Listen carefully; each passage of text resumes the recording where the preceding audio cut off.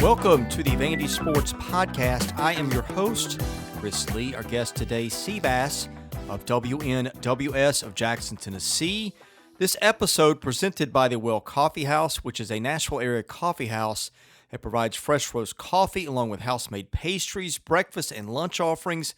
There are 4 locations to serve you in the Nashville area. Those are Brentwood, Green Hills, downtown, and Bellevue. You can get more info at wellcoffeehouse.org. The Well Coffee House, where coffee changes lives. We also thank our co-presenting sponsor, Wellspire, Nashville's Learning and Development Center, which is located in the Gulch. Today's news presented by Sutherland & Belk, an SEC sports-loving injury firm in Nashville. These guys will shoot you straight on your rights and your options when you've been injured in an accident. Please call them at 615-846-6200 to get your questions answered.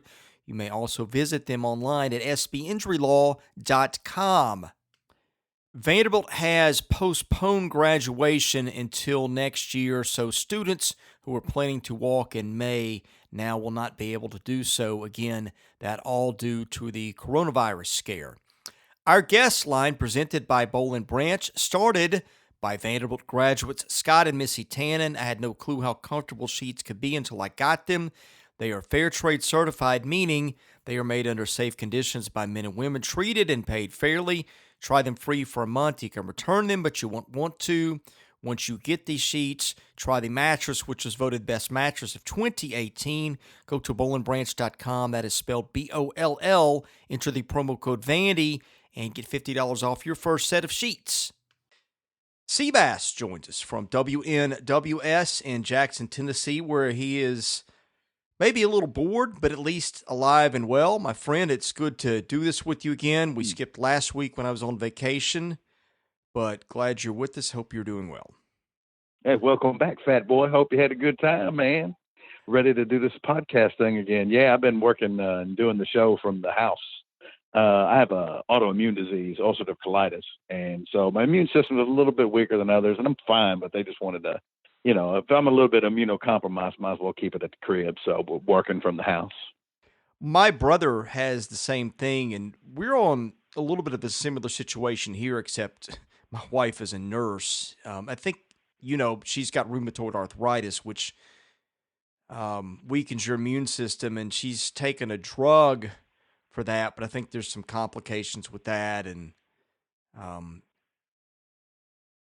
can't remember exactly how it all plays out, but we're kind of under the same thing, except instead of quarantining and taking care of herself, she's got to be out there dealing with the public and sick people, and I really admire her and the people like that are like that. Yeah, no doubt, man. I've got a bunch of friends that are in that same line of work, man. It's certainly a crazy time, brother. Crazy time.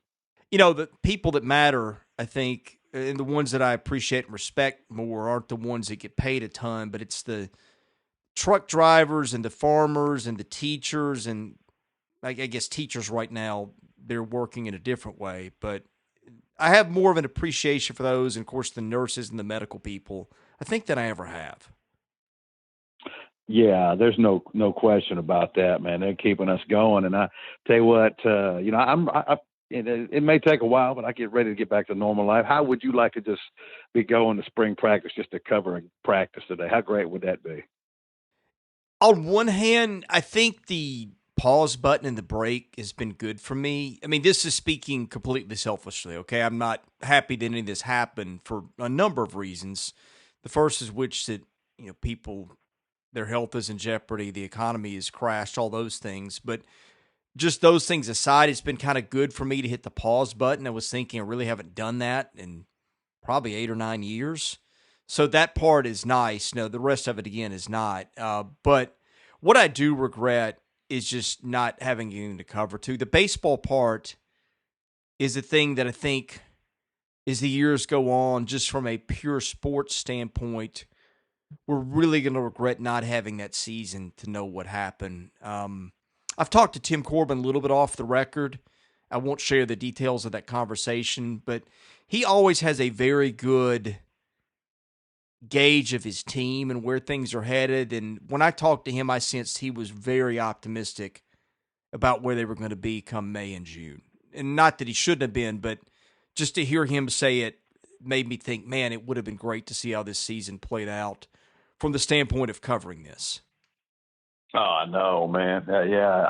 Especially that rotation, man. I wanted a chance to see that. Now, look, I guess that's out the window, but and I get it. Look, everybody knows there's bigger fish to fry here, but I'm with you, man. I'd have loved to see how far they could have gone. I mean, could they have gone back to back? It's with a rotation like that, it's entirely possible. I think it was very possible. I would take the field versus them, but I think they absolutely had the horses to do it. I think the hitting was going to get better. I think he was very pleased at how they were coming along in the field and how some of those freshmen were coming along. And their pitching health was a part I was worried about, but I think I sensed from him that those guys, Hickman and Rocker, were going to be fine. It were just some minor things that they were going through. And that was a question that I had is like, how are those guys? If those things are more dire than they seem, then that could change your season a bit. But knowing that now, I think this could have been another one of those epic seasons. They would have had growing pains and bumps in the road, kind of like they did in 2014. It would have been a different way, but I think they could have been there at the end. Yeah, I think so too. But in regards to taking the field, you always take the field in that situation. I would have taken the field with that Oregon State team from a couple of years ago that was so amazing. I would have taken the field. But as far as any one individual team, I mean, look, the Nationals, why did they win last year, Chris? Why did they win it all? Because of that rotation. Yep. And I mean, and that would have put Vandy. I mean, think about all the teams that get taxed in the back end of regionals, and they're starting to really slowly get taxed from super regional and then Omaha. They got that one or two guy that can carry them, but then after that they fade away. This team, if by that time they were able to go 3-4 deep like that, I mean, who could compete with that? What's so interesting is how baseball just shifted because 2 years ago, 2018, it looked like bullpen was a way to do it and piece it together. And both at the college and pro level, you saw an abrupt shift to where starting pitching really, really, really mattered last year. It did. I'll say this as somebody who follows a team who is trying to accomplish both, actually, and in a year or so is going to be able to, but has structured their bullpen first with the thought in baseball that if I can catch that six, if I can get through 5 with the lead, get through 6 with the lead, I'm probably golden. But that's real hard to do. Depth, the bullpen is one thing. Bullpen depth is quite another. And then every time, even if you have just the slightest crack in it, if you don't have that guy that can bridge you, to your close, you don't have that setup guy. You're good everywhere else in long relief, and you got a good closer. Just don't have that guy. Maybe you got to start bringing them in an inning and a third, and an inning 2/3. You don't need him to do that. That's when you start to crack. But I understand, and if I were trying to build a team, I would probably do it through the bullpen first. But man, when you can get both, and Tyler settle down a little bit and get back into his form, I mean, you got to go into a game now. I mean, I know it's not realistic across the board because it's a college baseball, but you kind of would have to go. I would think when you were going into a game with Vanderbilt, you would probably have to figure, if I surrender 4 runs a game, I'm probably beat. I'm going to throw this out there just off the top of my head. I wonder if that couldn't have been the greatest college pitching staff ever assembled had they played the season out. Because we've said this multiple times.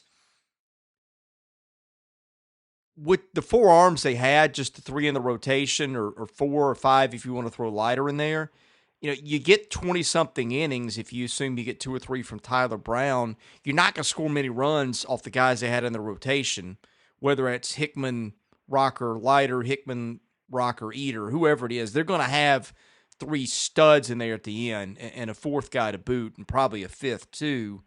But then you throw in, like I said, Tyler Brown.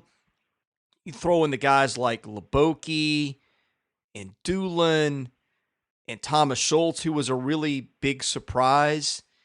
And those guys aren't just guys an inning at a time, but they can give you 2, 3, 4. I mean, you don't have to have a long leash if a guy's struggling in the postseason. You can just go to any one of 8, 9 guys out of the bullpen and be fine. I really do wonder if that could not have been the best college pitching staff in the history of things had the season played out.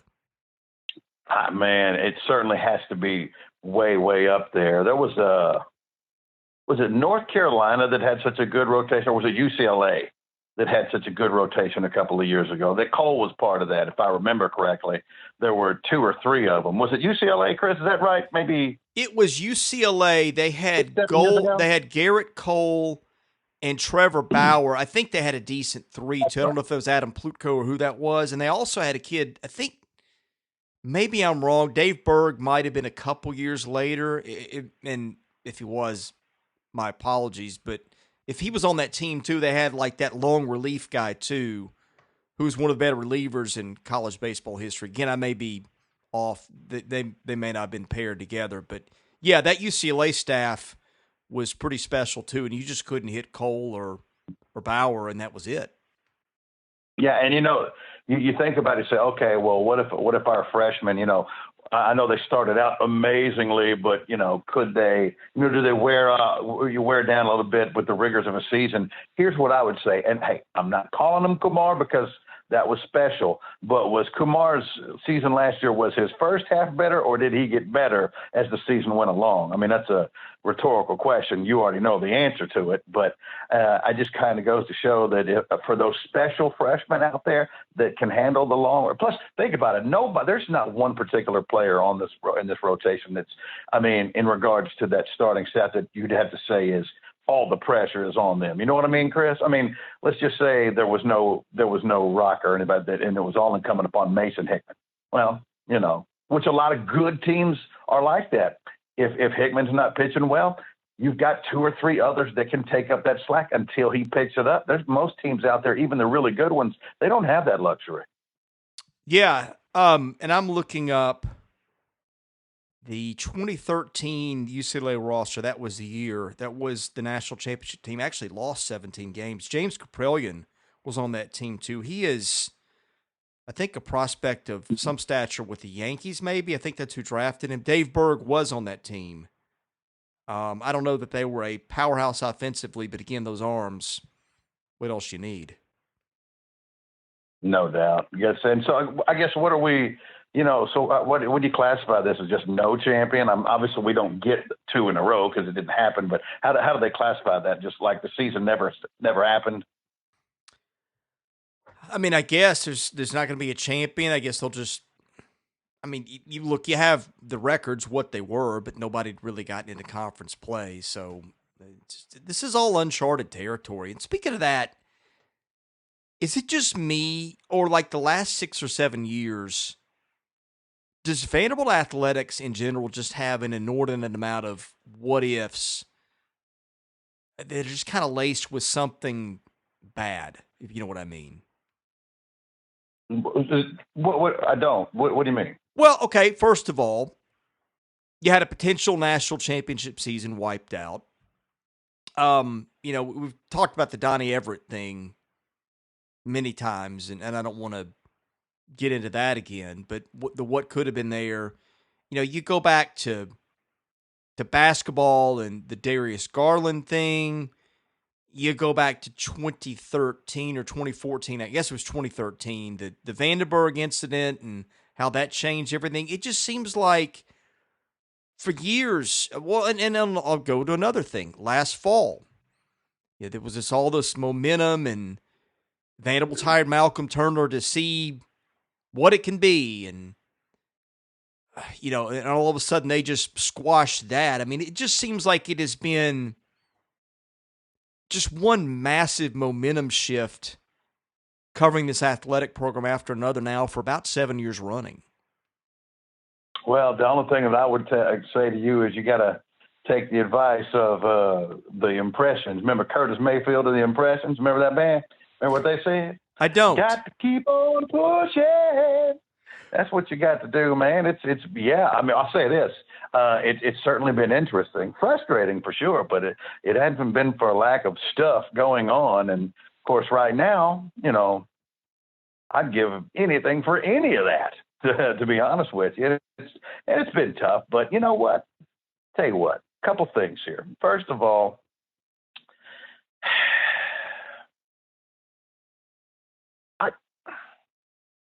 I don't want to get that way. I don't, because I know what's going to happen. People are going to point out, Mason's been here this long, he's had this amount of time, and all this other stuff.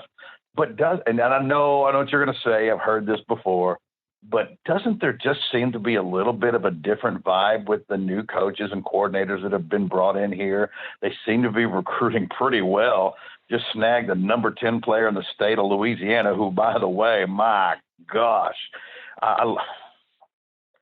it's been, I'll just say this. Jack Beck's film, absolutely love it. There just seems to be a different vibe going on, in regards to a little bit of excitement from some people around the program with this new blood in here. And I don't know if that equates to anything in this next season, but I don't know that it won't either, and I look at the way that Stack ended at the end of the year, obviously didn't go the way we wanted this year, but you saw the fight, and you never know in regards to who's coming back and what this team could do. So, and the baseball team still is going to be fantastic, because now Kumar can't go, right? He's still not draft eligible. Is that right? That's or does correct. This change? Well, okay. The one thing that I wonder a little bit is what I'm saying.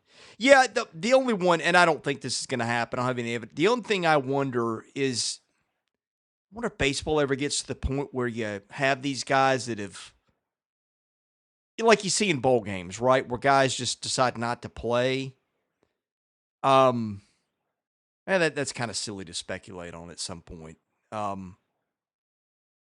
I would wait till that problem was at my doorstep before, Yeah, I think the chances of that are very, very remote. That's just me speculating.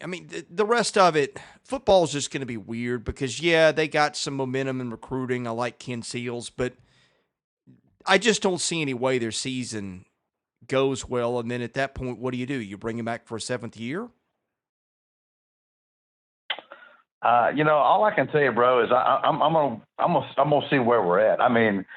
Even when you have tough times like that, if you can show that there's some promise out there, and there's reason to believe that. There just is. There's a couple of reasons to believe that. I'm not talking about 9-3 or anything, but we're still in March and haven't even finished. I don't even have a spring to go through. I'm gonna wait till I see that happen before I've already written this season off. I get why you would do that, but I'm gonna wait to see what happens this time. I get it. I know Mason's been there a long time, and you're thinking everything's gonna be the exact same, but it just seems different to me this time. Maybe not on his part, but the rest of it. With that, let's get a couple of questions to the mailbag, because they hit on some things that you want to talk about. Our mailbag is sponsored. Hey. Yes. Chris, before we do that, man, if we could, man, just real quick, as you know, I was a big Woody Woodenhofer fan, and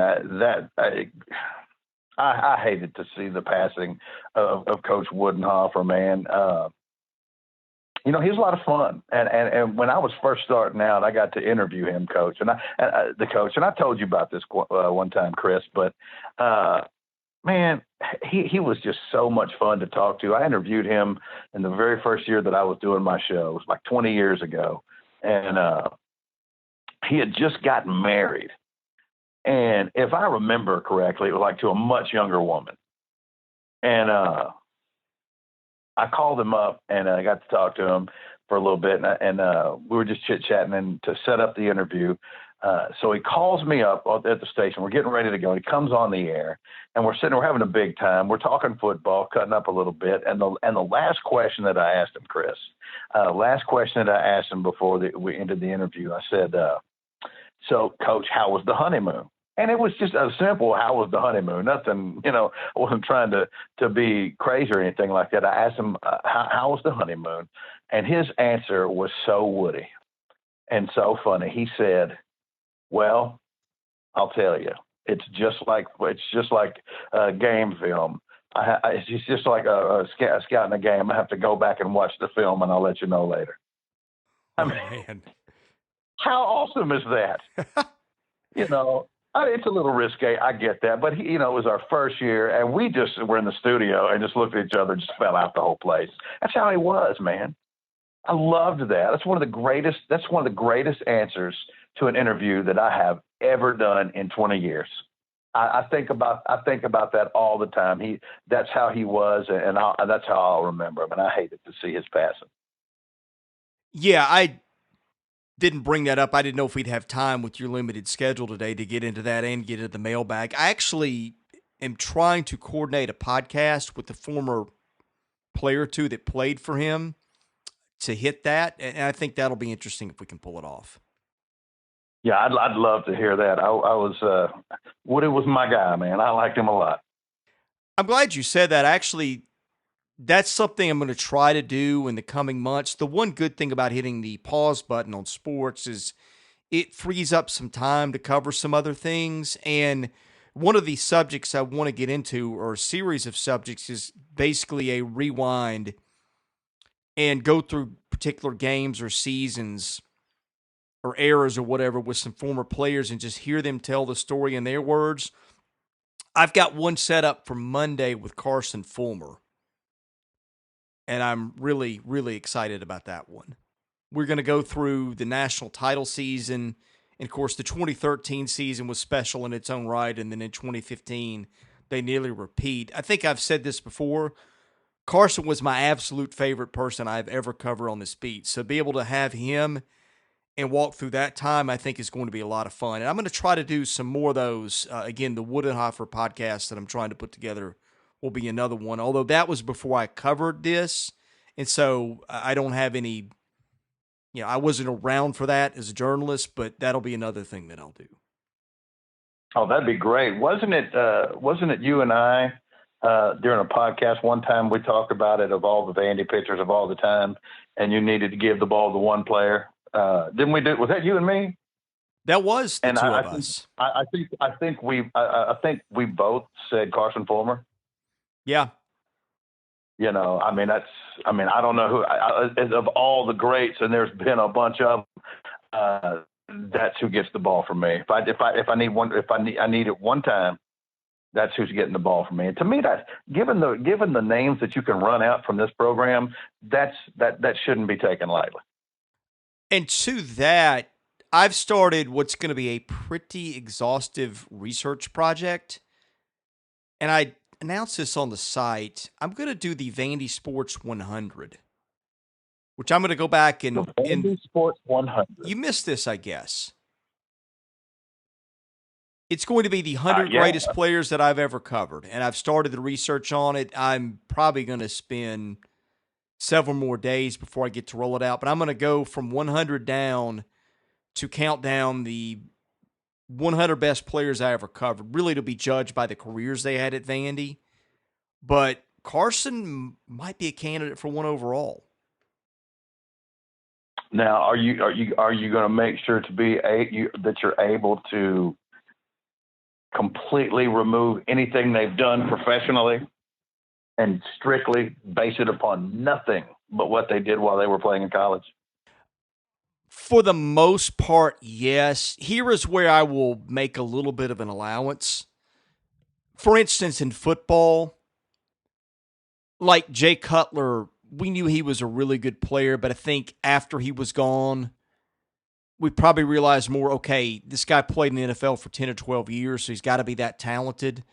And he played at a pretty decent level, too. I think, like in football in particular, where you had a lot of good players to great players on just bad teams, and it's kind of hard to judge in football because there's so many players on the field at once. I think that in football, I will kind of add some context in some places. In other words, if a guy we just thought he was good, but like Adam Butler would be a classic example, right? Adam Butler, I think, has probably become a better player in hindsight than we knew the day he graduated. He never made All-SEC or anything like that. I think that's where I will make the adjustment and it'll be mostly in that sport. But otherwise, it's going to be almost 100% based on what you did when you were in that uniform. All right, here's where I want to know. I just without giving anything away. All right, just exactly where do you have Libner Toluska? Libner is on that list of others being considered. I'm sure he is. That friend. was also, I think that was also before I covered the program too. So again, everything is going to be 2003 forward. 03 forward. Okay.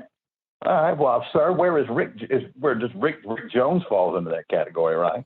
No, Rick Jones was before I did this. Jones was 98, 99. Maybe that old? Yeah. Wow. Maybe not quite then, but I think he was before I covered this, I think. Man. Does Brendan Plavick fall into that? Probably not. I think Plavick's 1 year was either, gosh, I want to say that was the year before I started this, but I could be wrong. Man, I can't believe this. I cannot believe how time is. Where did it go? Well, I look forward to reading that list, man. You have a preconceived idea of who number one's going to be without telling? No, I don't. I try not to do that. What I have is I have this sheet that I have this series of spreadsheets that I'm working through. This is nerdy stuff, but just tells you my process. I'm going through and throwing all the pertinent career stats of all the players on there just to make sure. I mean, I have my opinions about stuff, but your memory can fade a lot over the years, and you may forget this guy was a little better than you remembered, or maybe this guy wasn't as good as you remembered. So I put all that out there. I've got like one sheet for hitters in baseball, another one for pitchers in baseball. I'll have one for football on offense. I'll have another one for football on defense, and then I'll have another one for basketball. And within those 5 lists, I will rank players there. So I'm kind of ranking them against their counterparts. In other words, it's harder to do if you're comparing a baseball pitcher to a football linebacker. But I think it makes it a little easier if you kind of rank them against their counterparts. And then you just take those lists and say, okay, would I have rather had Jay Cutler or David Price or Carson Fulmer or Shane Foster or whoever the players may be that are under consideration, and I'll rank them line by line against each other, and I'll come up with that, and then I'll put the whole list together. And again, I'm going to start from 100 and work down, but that is going to be my process. I think it's going to take me, it's going to be a good 3 or 4 full days just sorting through that and ranking those guys, and then maybe combing through it one more time.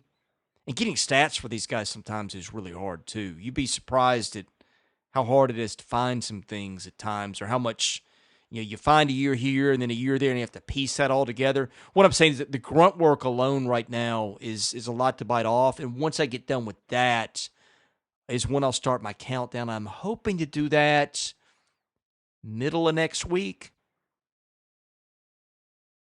maybe Wednesday, but that's the way I'm going to work through it. I try not to have a preconceived notion about stuff because I don't want to let that get in the way of the facts and the research speaking for itself as I go through that. Okay, I want to do just one, and then we'll go to the mailbag. I want to do just one. I'm going to throw 2 names out there. They both play the same sport, different sides of the football, so I get it. But I just want to see how this would kind of work, how this would stack up. All right, I'm going to give you 2 players, and I think this is going to be very difficult for you to pick somebody here. Or maybe it won't. Maybe it won't. We'll see. You ready? Yeah. Jordan Matthews and Zach Cunningham. Oh, man. I think I would go Jordan Matthews, and I will tell you why. First of all, Jordan holds a major SEC record, right? And the other thing is Zach had really about a good year and a half. In other words, he had that one great year that we all know about, right? But his freshman year, he didn't do much of anything. He was a reserve. His sophomore year is when he started to come along. And so the thing is, there's two elements of this, right? And this is where it gets tough. And I'll tell you two, like in baseball, I'm going to struggle with, right? Okay, one is Warner Jones, because everybody remembers Warner Jones for that fantastic sophomore year where he hit 420 or whatever, and they won the Charlottesville Regional, and he was a first-team All-American. Well, Warner Jones, and some of this is no fault of his own, he got hurt and was never the same player after this. He's got one outstanding year where he was one of the best players in college baseball, but the body of work with the other stuff is very underwhelming. Again, there's two dimensions there. The body of work besides that isn't great, but it also is due to an injury, and I think you have to take that into consideration. Casey Weathers would be another one, right? Like, you remember Casey Weathers is this lights-out dude who just, at the end of games, you didn't want any part of. Well, the guy pitched, I think, 70-something innings for his career when he got a lot of guys that pitched 250-plus. In his other year at Vandy was good, not great. So it's like, how do you wait? Because, like, if you say Casey Weathers is my number, 78 guy on the list or whatever, it's like, well, wait, that doesn't sound right, because Casey Weathers was this All-American, but at the same time, the body of work on the whole wasn't huge. So back to what you asked me, I would lean Matthews over Cunningham just because he was a very good player for a longer stretch of time than Cunningham was. Now, I would say at Cunningham's peak, he was probably better, but I think the body of work probably is why I would go Matthews. But that'll be one of the things that I'll iron out as I go through it. I get the variables are going to be the question. I mean, statistics versus if you can quantify who was actually better at their craft. Well, and what I do as I go through it, I will list them. I have a list. I'll say, here's the 40 hitters in baseball that I considered, and I'll kind of line them up and say, this guy's stat line was better or whatever. And you also, again, you look at peak in there too. Did they have that one great year? Because that gets a lot of weight. But then sometimes I'll go through it and I'm like, well, this guy's stats were better than this guy's stats, so I'll put him before that. But I'll look at the list and go, well, I wouldn't have taken, I got guy A over guy B, but I wouldn't, like, if I had to go back and assemble a team at the time, I'd rather have B than A, even though he looks better on my list. And so that's part of it too, is just going back and thinking, okay, let's not get too knee-deep in the stats here and let an element of common sense and intangibles and stuff like that play in. It's going to be, I think it's going to be very fascinating putting this together. It'll just be something that I have fun doing. Even if I didn't share it with anybody, this is the kind of thing that I enjoy doing. That is the one blessing of this, is I now have time to do stuff like that I don't normally have time to do because I'm knee-deep in covering what's in front of me. All right, fat boy, we got to get to this bag. I got to bounce. Okay, the mailbag is sponsored by Mark Ginn of Simply a Fan. Mark organizes road trips to sporting events across the country. So when those become on the social schedule, again, please look up Mark because he's great at doing this. Go to simplyafan.com for more information. Tell him you heard about it on the podcast. Okay, VandyFan96 asked something you touched on earlier. Do you feel there's been some quiet optimism and momentum regarding Todd Fitch's new offense? I guess that wasn't exactly where you went, but you went the direction of a little optimism around football, so let's just go with that one in particular. Well, yeah, I mean, kids are telling you that. I mean, that's in the response in some of these interviews. They're talking about that, and hey, I just got to say that one state has been good to Vanderbilt has been Louisiana. Wouldn't you say? I mean, it just has. Yeah. Over the years, and they continue to mine that state pretty well. And for to get a cat that's ranked as one of the top 10 prospects in Louisiana, that's pretty good. And you turn on the film, and this dude, he's not gonna run away and leave everybody. But you talk about a red zone threat. You talk about a guy who's going to go up and win a 50-50 ball most times. You're talking about a guy who's looking to level people when he blocks. Great catch radius, catches pretty much everything, and has a motor that won't stop. And you're ranking the top 10 in the state of Louisiana in a good year. I'll take that all day long. I will. The big boys will be coming in after this cat, but at least right now, he says he's locked and loaded and ready to go. These young quarterbacks we got come in, they have to have weapons. And right now, think about that. The first three commitments to this class are a defensive lineman, an offensive lineman, and a big, strong physical wide receiver as a weapon for our young QBs. I'll take that. To the Fitch aspect of the question, what do you say to that? What, that just he's having an effect already? Yeah, I think that's what he was getting at. And just talking to some folks in the brief amount of time that they were able to go in spring football and go through some of the stuff. I talked to a few people, who I'm talking about, that seemed to be pretty excited and pretty happy about Coach Fitch and about what he's going to bring to the table. So, you have to do it before it's done, but they at least seem pretty excited about that. Well, Fitch has also spent a lot of time in Louisiana because he came from Tech. So that is a place where you mentioned the Louisiana recruiting element of it. I can't think that hurt. Oh, I guarantee you it didn't hurt. And there's a few more they're in on in that state, and I would expect them to hit it pretty hard and heavy. Take advantage of your strengths, man. It's what you do. Last one from Mr. Vandy. What do you think about the signing of Phillip Rivers for the Colts? Oh, man. Well, I don't know, Chris. I wrestle with that. I wrestle with it because they've got almost $50 million committed to the quarterback position this year. The dude's going to be, 39 next year? And is he that old? Holy cow. Yeah, he's 38 right now. And so there's one side of him out there. I think we gave him $25 million for 1 year, and clearly he's a stop. I do like the fact that it's 1 year, and clearly he's stopgap, and they're going to hold on to Brissett. I think that means you can never be fully sure with Chris Ballard that 34 or 44, if they don't move, which is where they pick, because as you know, they traded their first round pick for DeForest Buckner, which, by the way, I absolutely love that move. You got to think that there's a Hurts, an Eason, somebody like that at 34 or 44, if one of those guys happen to still be available. And they learn behind a guy like Phillip, because Brissett's going to be off the books after next year.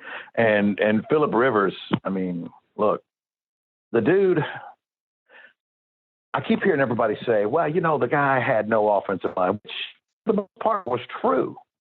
But he also had two phenomenal running backs and a stable full of big stud receivers and tight ends. He didn't have that. He has a good running back behind him. And he has T.Y. Hilton. I like Jack Doyle, but the rest of that receiving crew is completely unproven. They don't have those weapons. And, even though Rivers still threw for over 4,000 yards and his completion percentage was fine, he threw for over 20 interceptions for the second time in 4 years. And it's clear that he's played the best football that he's ever going to play. See, this roster right now, this roster is built to win. How much of an improvement is he over Jacoby Brissett? I don't think that much. Probably not that much. But Ballard knows that he has a roster that's ready to win right now, and he's hoping that Phillip Rivers can catch that magic, for one more year and get them where they want to be, whilst possibly training somebody, mentoring a second-round quarterback, the quarterback of the future, is all I can tell. Now, for me, I don't really have any choice but to take it. Do I love it? No. Do I hate it? No. Do I think it's much of an improvement over Jacoby Brissett? No. But Ballard and Reich, especially Reich, has experience with Rivers and Nick Sirianni, the offensive coordinator. So, there's connections there, and maybe they can do something with them. I don't know. If this team doesn't win the South or doesn't make the playoffs, it will be because that experiment failed. Because I think that the rest of the roster is ready to win right now. Titans have got to be favorites in that division right now, right? Why? Well, A, they won it, and B, I don't think they've gotten markedly worse, have they? You look at what happened, and you look at comparatively speaking, okay? You got the Colts in the uncertainty that you just spoke of there with the quarterback situation. You got Houston getting rid of Hopkins. I don't know. I think if they end the season as the best team in that division, and there's no reason to change it right now, then I don't know. That's the way I see it. No, look, I was on vacation last week. I'm spending this week getting caught up. I may have missed some stuff in free agency, but it seems to me like they have to start the year for at least right now before the draft at the top of the heap.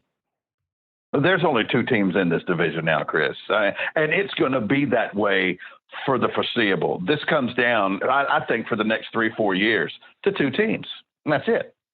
It's the Titans or the Colts. The Jags are nowhere, and the Texans are – I mean, I can't even get into that because I can't believe it. But they're nowhere either. This is two teams right here. Is Indy going to be better than they were last year? I think so.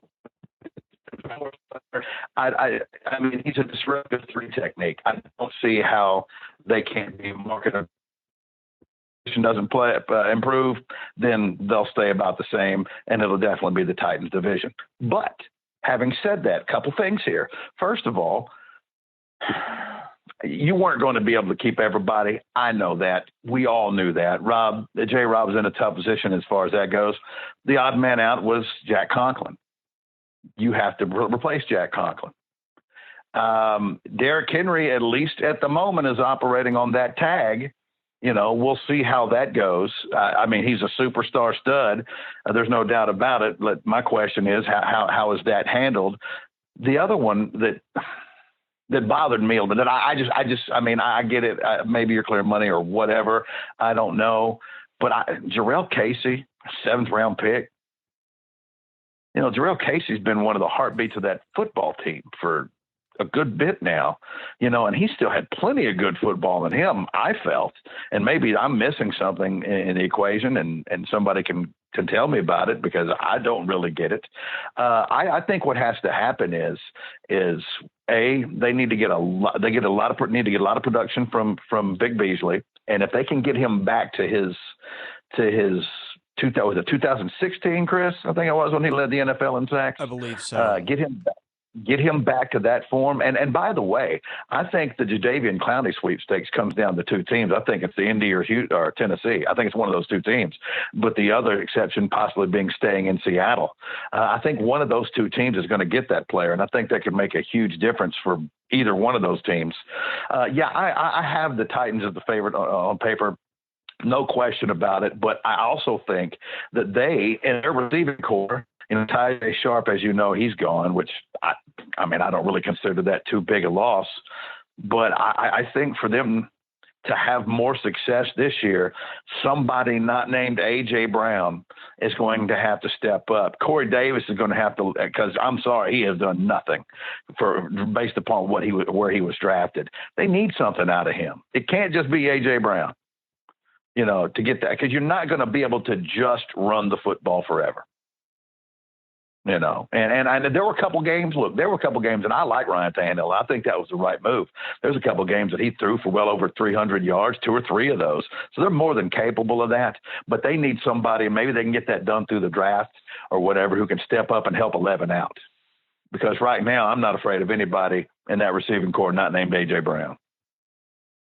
Okay, 3 things. The Casey thing did bug me. I'm glad you brought that up. I kept figuring that there was a shoe to drop there. It has not happened yet.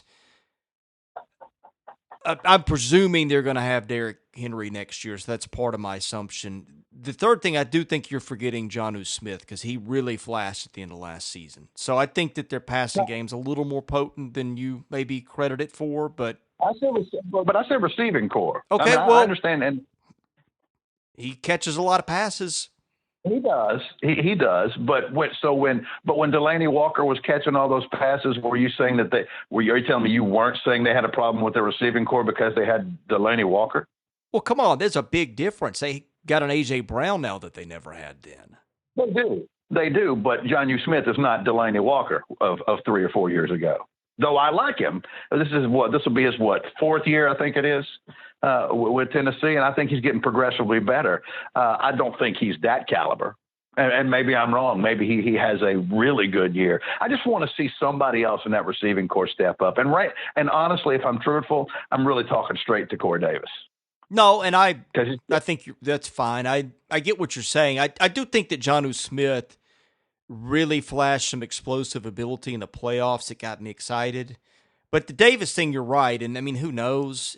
I think the longer that goes without him becoming what everybody thought he would be, the more that you bet against. But, he also had an incredibly productive college career and has shown flashes of things from time to time. But other than that, I don't have an issue with what you're saying. Yeah, and I think it's going to be fun to watch the next. I mean, because those two teams already kind of mix it up anyway when they get together. But I mean, I'm surely you won't debate that in the next 4 or 5 years that's a two horse race. It just is. I mean, it seems that way. The Colts are so well run. It seems like they're always going to be up there and pretty competitive, including some years that they have been that you didn't think they would be. Now, I do want to hit on one thing. I just don't know what kind of prize Jadeveon Clowney is. That one to me is, if you were getting rid of Casey to make room for Clowney and pay him more money, I don't know if that's what they're thinking, but I don't know. I that's where I think I would, if that's what getting rid of Casey was designed to do, I think I would have stood pat. Well, and the market says you're right. I mean, because Clowney, was looking for top dollar, and he found out quickly in free agency he wasn't about to get it. He wasn't as valued as he would, but that doesn't mean he can't be an impact player for a team, especially one where he doesn't have to be the absolute man on it, which he wouldn't be on either one of those. I mean, look, the Titans, Jeffrey Simmons is going to be a star in this league. Fight me over it. Let's go. I believe that with everything I got, and same thing for DeForest Buckner. He's already a star. So you add Jadeveon Clowney to either one of those defensive linemen, it's not because he's the sole focus of it. He's just that piece that would probably fit perfectly on both of those defensive lines and take them over the top. I like the Titans front seven. I like the Titans defense, period. Well, I do. Correct me if I'm wrong. Clowney's just never been as productive as people thought he would be. And that's one thing, but it's entirely another thing when you got J.J. Watt on the other end. Well, J.J. Watt's hardly played football. Well, but I know. My point is they have played together before. They have, but I mean, that's J.J. Watt. Right, but here's my point, is that should free you up to really put up some numbers. Agreed, but here's a goofball stat that I saw about Jadeveon Clowney, and I don't know what this means. I mean, I don't know how you quantify this, but since in the past 4 years, he's the only player in the NFL with 30-plus sacks and 4 touchdowns. Say that again? Mean? He's the only player with 30-plus sacks and 4 touchdowns. Oh, Clowney. Okay. Yeah, Jadeveon Clowney's the only one. So, I mean, he's clearly productive. I think he's a victim of, not a victim, that's not the right word. I think he's a product of our expectations. No, that's exactly what I'm thinking. I was distracted. I wanted to look up his bio to make sure I wasn't missing anything. He's got 32 career sacks. He does have 4 defensive touchdowns. I'd forgotten that he was as productive at Carolina that last year, 13 sacks, 23.5 for loss and player of the year, because I think it's like you said, he was always tagged with that number 1 recruit thing. And once you're there, the best you can do generally is meet expectations. So it is a tough place to start. It is. And hey, and people and then they think about that hit against Michigan, and then he's supposed to be just this mega superstar. That didn't happen, but that doesn't mean that he is not a productive player in this league, because he certainly is. And that's why I say I think both of these teams and their front sevens are good enough to where they don't need him to be the what fixes them. They need him to complement the rest of it to tighten up the entire line and that front seven. And I think that he would be a very good addition to both of those teams. I really do. And I think it's going to be one of those two. Who it's going to be, I don't know. Maybe he ends up in Seattle. Maybe a team later on scoops him up. But, I mean, a lot of the smoke is blown towards those two AFC South teams, and I think he'd be a perfect complement to either one. Well, the other thing, too, is injuries have clouded a lot of his career, which you can look at two ways. You can look at one, he's injury prone, or you can look at the other side of the coin and say, if he were to get health, what could he do? A lot. And that's the thing. But you got him and Simmons and Beasley and Landry and Brown. You know, I mean, you got some and Evans, Byard, Jackson. You got some daddies on that other side of the ball. And if you're in Indy, dude, you're talking about a 3 technique in front of Darius Leonard. That's as disruptive as anybody outside of Aaron Donald. So you do DeForest Buckner and Darius Leonard. Kamiko Toure comes back. Justin Houston, Danico Autry, Anthony Walker. I mean, that's what I'm talking about. Both of these both these front sevens are capable of being two of the better in all of football. You add a piece like that to them, and it just makes them even better. Hey, it's not my money. It never was. That's right. Hey, never was, man. I know you need to get along to your business, so thank you for joining us today. Tell people where they can find your show and where they can find you on social media, please. You can find my show at 101.5 FM in Jackson, Tennessee from 6 to 8 p.m. You can find me at my crib because I've been here for the last week and a half. And you can find me on social media at Cheap Seats Bass. That's at Cheap Seats Bass on Twitter. Stay healthy. You too, my man. Keep it real, homie. Seabass of WNWS in Jackson, Tennessee. I'm Chris Lee, the host of the VandySports podcast. We appreciate you listening, and we'll have more episodes coming your way. If not this week, at least next.